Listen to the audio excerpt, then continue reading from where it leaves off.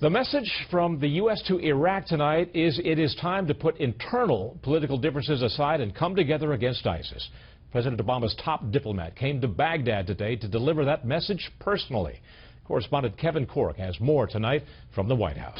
It was a much-needed show of support for a politically weakened ally. However, Secretary of State John Kerry's surprise visit to Baghdad, his first in almost 2 years, comes as the country's embattled leader, Prime Minister Haider al-Abadi, faces fierce political headwinds at home. I want to reiterate the support of President Obama, Vice President Biden, myself as Secretary, and the entire administration in the United States for Prime Minister Abadi, who has demonstrated critical leadership in the face of enormous security, economic, and political challenges.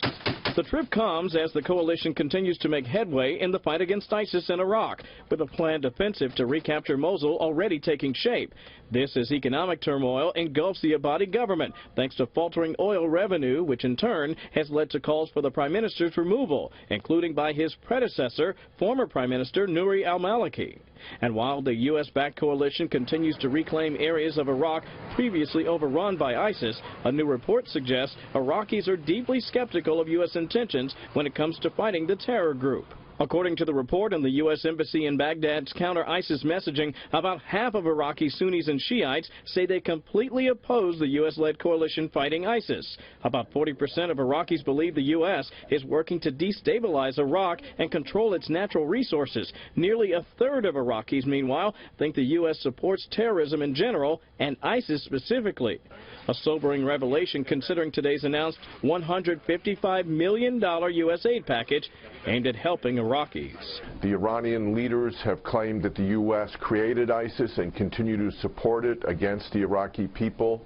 And I think this really underscores the weakness of the administration's policy in trying to cooperate with Iran in Iraq and in Syria.